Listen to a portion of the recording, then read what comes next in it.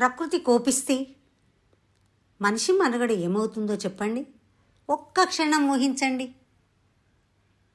మనకు పీల్చడానికి గాలి లేకపోతే, తాగడానికి స్వచ్ఛమైన నీరు లేకపోతే, నీడనిచ్చే చెట్లు లేకపోతే, వర్షాలు కురవకపోతే మరి ఈ భూమిపై మనిషి మనుగడ సాధ్యమేనా? ఈ ప్రశ్నకు సమాధానం వెతికే రోజే ప్రపంచ పర్యావరణ దినోత్సవం.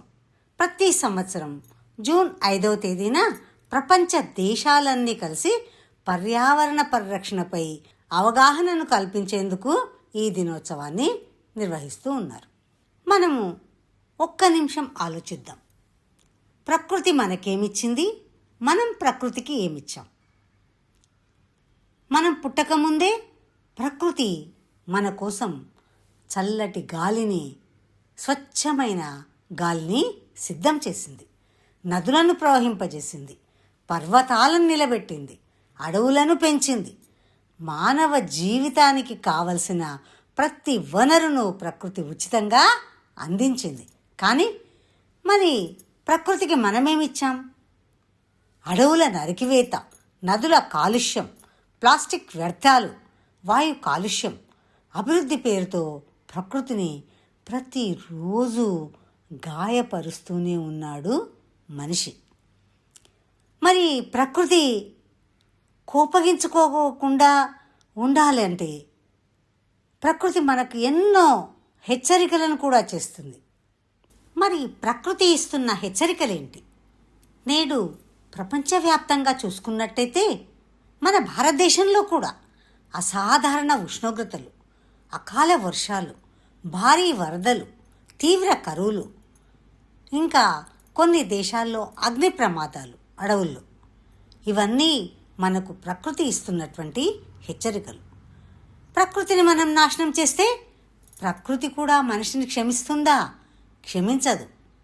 భూమి మన అవసరాలను తీర్చగలదు, కానీ మన అత్యాశను తీర్చలేదుగా. మరి డబ్బుల రూపంలో చూస్తే ఒక చెట్టు విలువ ఎంత? ఒక ఆక్సిజన్ సిలిండర్ పెట్టుకోవాలంటే దాని ఖర్చు ఎంత? మరి ఒక చెట్టు ఇచ్చే ప్రాణవాయువు ఎంత? ఒక చెట్టు రోజంతా ప్రాణవాయువును అందిస్తుంది, పక్షులకు గూడు అవుతుంది, వర్షాలను ఆహ్వానిస్తుంది, భూమిని చల్లగా ఉంచుతుంది, మనకు నీడనిస్తుంది. మరి అలాంటి చెట్టును నరికివేయడం భావ్యమేనా? ఒక చెట్టును నరికివేయడానికి ఒక్క నిమిషం చాలు, కానీ అదే చెట్టు పెరగడానికి ఎన్నో సంవత్సరాలు పడుతుంది. అందుకే మనం ఒక చెట్టును నరికితే ఒక జీవితాన్ని కోల్పోయినట్టే, ఒక మొక్కను నాటితే ఒక భవిష్యత్తును మనం నాటినట్టే. మరి మనం అంటాము పర్యావరణాన్ని కాపాడే బాధ్యత ప్రభుత్వాలదే అని. కానీ కేవలం ప్రభుత్వం ఒక్కతే అంత పెద్ద బాధ్యతను నిర్వహించలేదు. అది ప్రతి మనిషి బాధ్యత. ప్రతి వ్యక్తి నుండే మార్పు మొదలు కావాలి, ప్రతి ఇంటి నుండే మార్పు రావాలి. అందుకే ప్రతి ఒక్కరూ ప్రతి సంవత్సరం ఒక్క మొక్కైనా నాటాలి, ప్లాస్టిక్ వినియోగాన్ని తగ్గించాలి, నీటిని వృధా చేయకూడదు, ప్రకృతి పట్ల పిల్లలకి ప్రేమను మనం నేర్పాలి. మరి ఈ భూమిని మనం పూర్వీకులు వారసత్వంగా ఇచ్చిందని చెప్పుదామా? కాదు, మన పిల్లల నుండే అప్పుగా తీసుకున్నాం.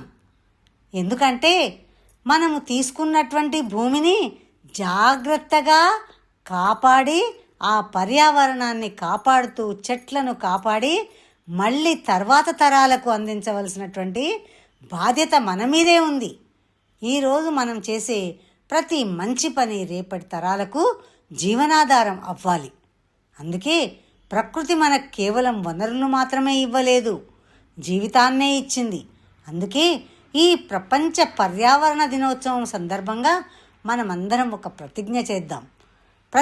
ఒక మొక్క నాటుదాం, ఒక చెట్టును కాపాడుదాం. మనము పర్యావరణాన్ని స్నేహపూర్వకంగా మన స్నేహితులుగా భావిద్దాం. ఎందుకంటే ప్రకృతి బాగుంటేనే ప్రపంచం బాగుంటుంది, ప్రపంచం బాగుంటేనే మన భవిష్యత్తు కూడా బాగుంటుంది.